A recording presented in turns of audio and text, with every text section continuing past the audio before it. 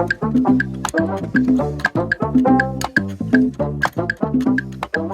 अत्र्यांच्या नंतर या महाराष्ट्राला ज्यांनी खरोखरच हसवलं असे आपले सर्वांचे आवडते लाडके श्री पु ल देशपांडे यांनी इथे येऊन बोलावं आणि आमच्या सर्वांची हौस त्यांनी पुरी करावी. मला असं वाटतं त्यानंतर कुणाला बोलणं हे कठीण होईल. श्री पु ल देशपांडे.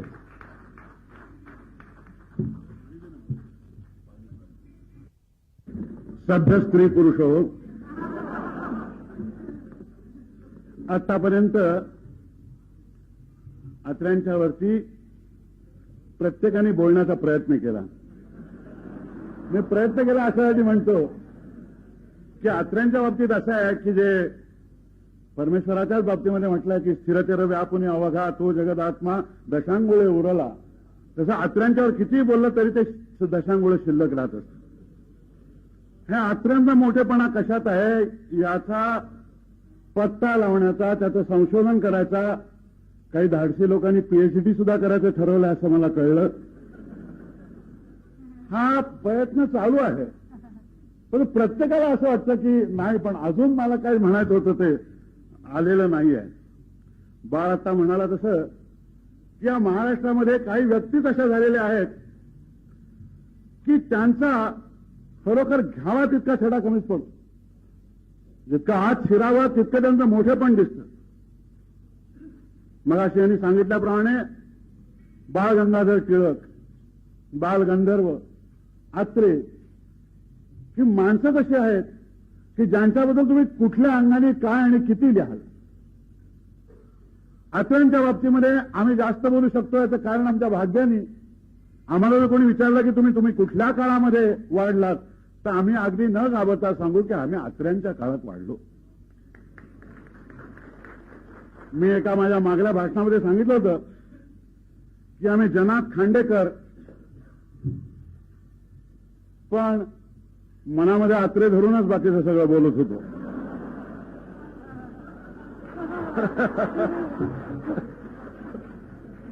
याचं कारणच असं आहे की लेखकाला आदर मिळतो, मान मिळतो, सन्मान मिळतो, पण एक गोष्ट जी बाळगंधर्वाला आणि अत्र्यांना मिळाली ती मला नाही वाटत फार आमच्याकडच्या प्रसिद्ध व्यक्तींना मिळाली. प्रत्येकाला त्यांच्या शत्रूंना सुद्धा जे असतील ते त्यांना अत्र्या आपला माणूस आहे असं वाटत. हे मला जे काही म्हणायचं हा बरोबर बोलतो असं वाटत. असं जर वाटलं नसतं तर त्यांच्या बोलण्याला एवढा प्रतिसादच मिळाला नसता. आणि अत्र्यांचं मला अनेक बाबतीतले उपकार माहिती आहेत, पण सगळ्यात मोठा उपकार जर कुठला असेल तर अस्सल मराठी भाषेचं तेज म्हणजे काय ते अत्र्यांनी आम्हाला शिकवलं. अत्र्यांच्या मराठीकडे अत्र्यांच्या विनोदामुळे पुष्कळदा दुर्लक्ष होतं. विनोदी लेखकाची एक तापच असतो की भाषण संपल्यानंतर आपण काहीतरी सुंदर मुद्दा सांगितला असं म्हणून आम्ही खाली उतरतो आणि पहिलाच स्वाक्षरी घ्यायला येणारा मुलगा किंवा अधिक लालित्य पाहिजे असेल तर मुलगी ही ताबडतोब सांगते की आम्ही खूप हसलो.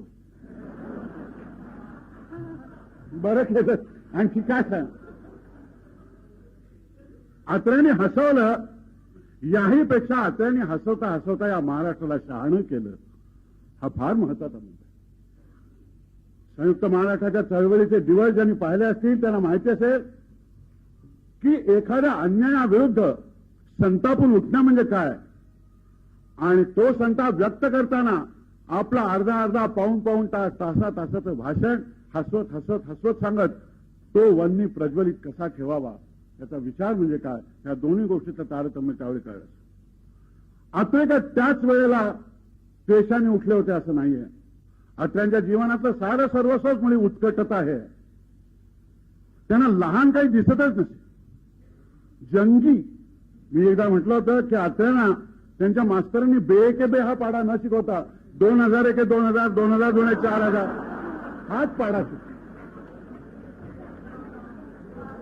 आम्हाला म्युन्सिपाल्टीच्या शाळेतल्या मास्तरांना 2 म्हणताना सुद्धा आपण जास्त सांगतोय असं वाटतं. अत्र्यांना कोण ते सासवडचे गुरुजी मिळाले कोणाला ठेवू, हजारो.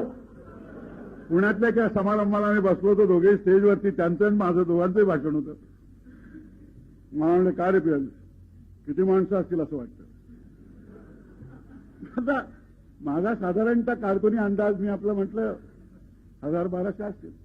पण म्हणले कमीत कमी 70 ते 80 हजार लोक. म्हटलं कुठले आहेत? अरे आहेत की नाही 70 ते 80 हजार म्हण, नाही तर म्हणाला जिल्हा पत्राचा सुद्धा संपादक होणार नाहीस.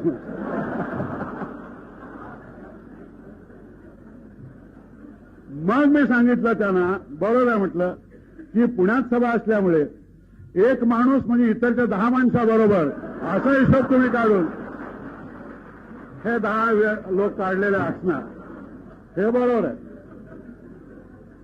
असं एक प्रकारचं ते व्यक्तिमत्व की ज्या व्यक्तिमत्वाला सत्य दिसत होतं आणि ते दिसल्याबरोबर सांगितल्याशिवाय राहत नाही. अचानक घाईच असायची ते सांगण्याची सगळ्यामध्ये. मग ते उत्तम गाणं असो, जगात झालं नाही जेव्हा आत्रे असं म्हणत असत, त्यावेळेला त्या क्षणापुरतं ते खरं असे हे लक्षात ठेवा. तो त्यांच्या जीवनातला क्षण जर आपण डोक्यापुढे घेतला तर उत्कट, भयंकर, भव्य, जगात असं झालं नाही या गोष्टीला अर्थ एवढ्यासाठी आहे की मोठेपणा अनुभवावा कसा हे सुद्धा आपल्याला कळत नसतं, ते त्यानं कळतं. जीवनाचं उदात्त म्हणजे काय, मोठं म्हणजे काय, भव्य म्हणजे काय हे ज्या माणसाला कळतं तोच मनुष्य असं सांगू शकतो. अचानक काय आपल्या व्याख्यानाला 10 लाख लोक जमले याची जाहिरात करण्यात काहीच अर्थ नव्हता. ते 10 लाख लोकच गावभर सांगत जातच होते. पण एखादा प्रसंग आला की तो प्रसंग त्याच्या उत्कटेने मोजायचा आणि त्याचं गणित मांडायचं. हे गणित कुठल्याही शाळेमध्ये शिकवलं जात नाही. हे जीवनाच्या शाळेमध्ये उघड्या डोळ्यांनी जो आणि विनोद बुद्धीनी जो हे जीवन पाहत असतो त्याला बरोबर लक्षात येतं की मोठं ते काय आणि मोठेपणाचा आभास तो कुठला. मोठेपणाचा आभासच पुष्कळ वेळेला आपल्याला माणूस मोठा असं भासायला लावत असतो. म्हणून आत्रे ज्या क्षणी लिहित होते त्या क्षणाशी आत्रे अत्यंत प्रामाणिक होते. मग ते त्यावेळेला कुठलंही कृत्य करीत असतो. त्या क्षणाला तो मनुष्य तिथे प्रामाणिक होता, त्यावेळी पर्वा करायची नाही. त्याचं कारण आहे विनोदी लेखक म्हणजे दुसरं काही जमत नसतं तर विनोदी लेखक लिहून पाहू असं नाहीये.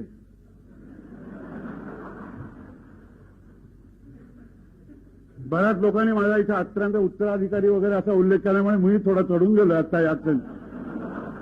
पण मी उत्कटतेने सांगतो की जीवनातलं सुसंगत म्हणजे काय ते तुम्हाला चांगलं कळल्याशिवाय विसंगत म्हणजे काय ते कळणार नाही. बाकीची नुसती चेष्टाच उरेल. आणि अत्र्यांना जीवनातलं सुसंगत म्हणजे काय हे कळलं होतं याचे पुरावे करेच्या पाण्यामध्ये इतर ठिकाणी हजारो ठिकाणी दिसतील.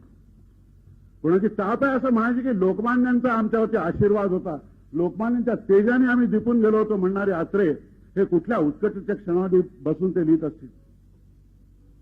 लोकमान्यांच्या बाबतीमध्ये गडकऱ्यांनी त्यांच्या गुरूंनीच म्हटलेलं होतं की लोकमान्य बाळ गंगाधर टिळक हे मंडालेला गेल्यापासून तुरुंगामध्ये म्हणाले, गडकरी म्हणतात की या पुणे शहरामध्ये दुरून येणारा माणूस पाहून चटकन हातातली विडी विजवावी या लायकीचा कोणी इथे राहिलेला नाहीये. म्हणजे पुणे दरवेळेला महान होतं असा भ्रम काही आपल्याला करायची गरज नाही.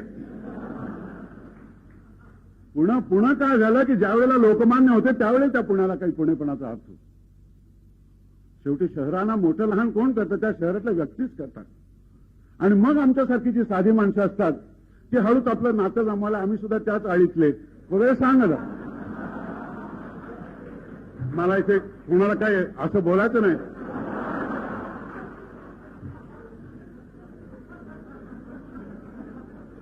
असं काही नसतं. आम्ही एकाच गावचे बघा.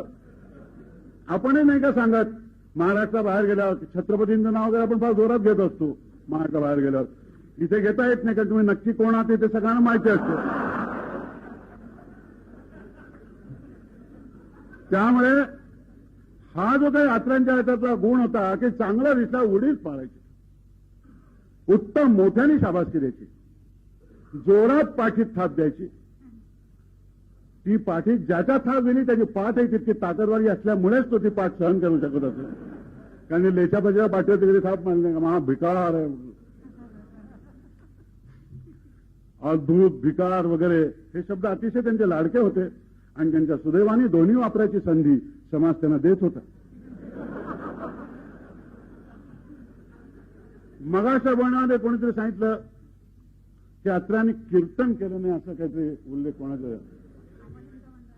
मी सांगतो तुम्हाला केला एवढंच नव्हे तर अत्रे समोर कीर्तन करत असताना मागे अभंग म्हणून टाळ धरायला मीच स्वतः होतो.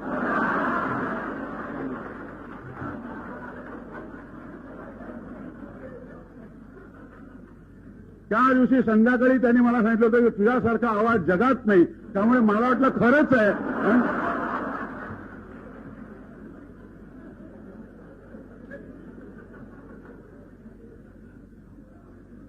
त्या कीर्तनाला आम्ही दोघेही उभे होतो.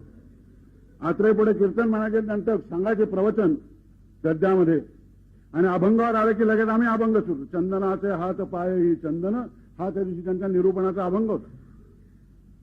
तर तो मला तरी तो प्रसंग आठवतो. म्हणजे काय की त्या रात्री 1 वाजे 1:30 वाजेपर्यंत विल्सन हायस्कूलच्या पटांगणाचं कीर्तन झालं. त्या कीर्तनाचा उद्देशही असा होता, स्वामी गुरुजींच्या स्मृतीसाठी काही एक कार्यक्रम होता, त्याच्यासाठी अत्र्यांनी ते कीर्तन केलं होतं, म्हणून मी गेलो होतो. नाही ते एरवी देवाशी सौदा करायला जे कीर्तन होतात त्याला मला जायची इच्छा नसते. म्हणजे चांगल्या कार्याने कीर्तन होतं. त्याच्यामध्ये चंदनाचे हात पायी चंदन सांगताना, वैष्णवांचा धर्म सांगताना अत्र्यांनी सांगितलं काय असेल तर फुले, आगरकर वगैरे लोकांनी जी समाजसेवा केली होती तो त्या कीर्तनाचा विषय होता. आणि येता येता परत ते बरोबर तुकारामावर येऊन त्या संतांचं आणि आजच्या विचारवंतांचं नातं काय आहे हे फार सुंदर अशा शब्दामध्ये सांगत होते. दुसरा एक तो कीर्तन लक्षात राहण्याचा थोडा अप्रिय प्रसंग आहे की त्या दिवशी मी रात्री 1-1:30 वाजला कीर्तनानंतर, आणि पार्ल्याला आम्ही राहत असल्यामुळे पहिल्या गाडीची वाट बघावी लागते आम्हाला, लागत असे. सकाळी आलो तेव्हा कळलं की माझ्या खोलीत चोरी होऊन मी एक टायपरायटर विकत घेतला होता, तो चोरीला गेला त्या रात्री. म्हणून अशा 2 चमत्कारिक गोष्टींनी ते लक्षात राहिलं.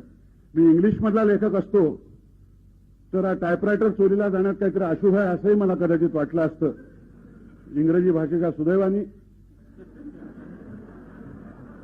मी इंग्लिश म्हणून लिहित नसल्यामुळे तो गेला. पण त्यामुळे तो दिवस माझ्या आधी चांगला स्मरणामध्ये राहिलेला आहे.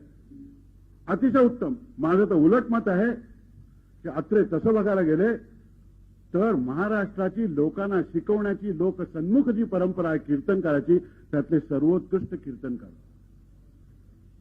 अत्र्यांच्या सगळ्या बोलण्यामध्ये कीर्तनकारी ढंग होता. पहा, अत्र्यांच्या विनोदामध्ये होता.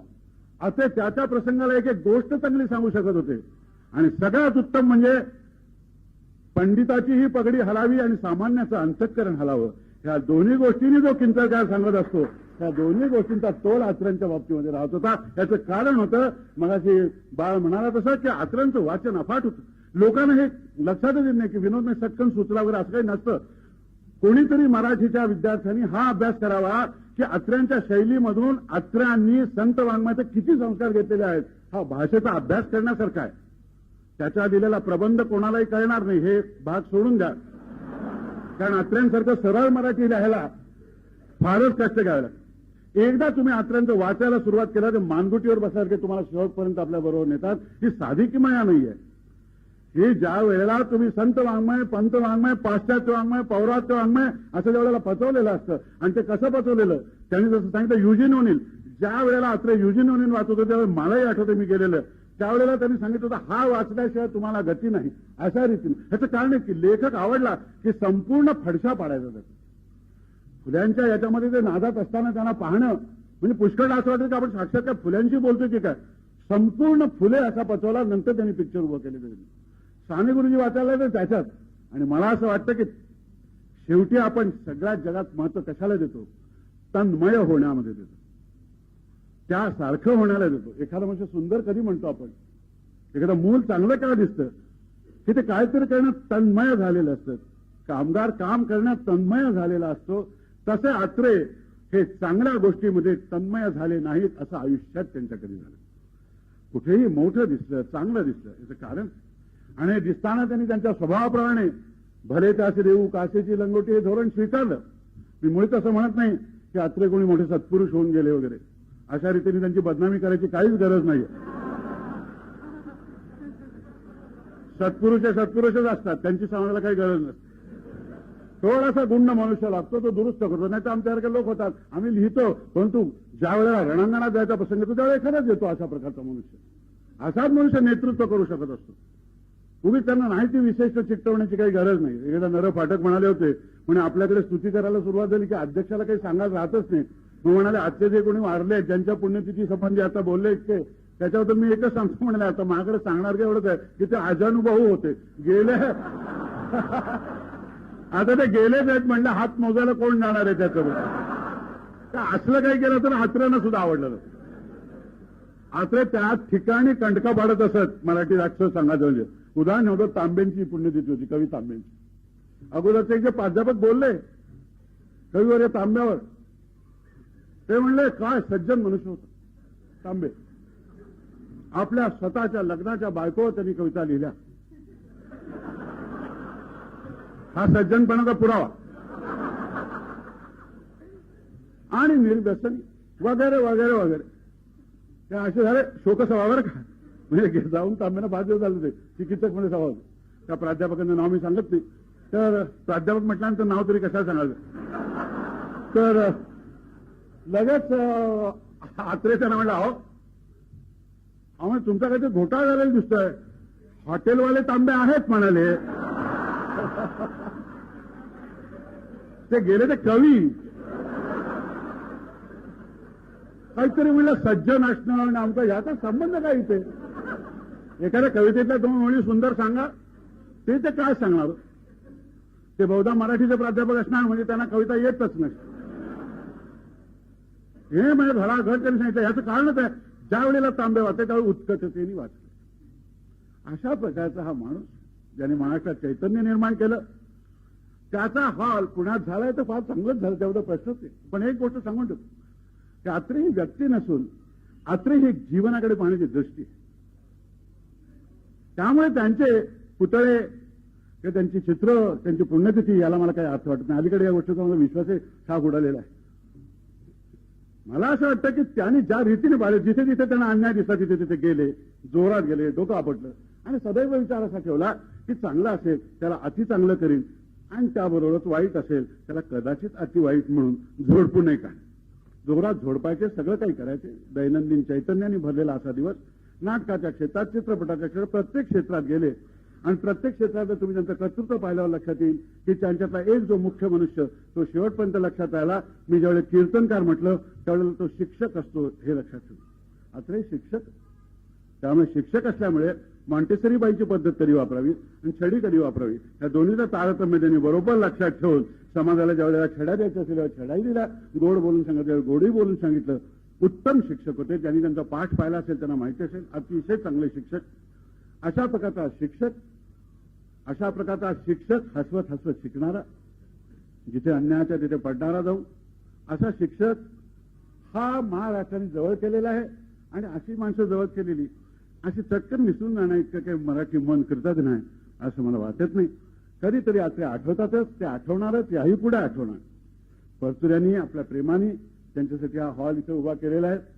मी एवढीच इच्छा करतो की ते अशा प्रकारचे कार्यक्रम साहित्याचे व्हावेत की जे आत्रे समोर असते तरी त्यांना आवडले असते.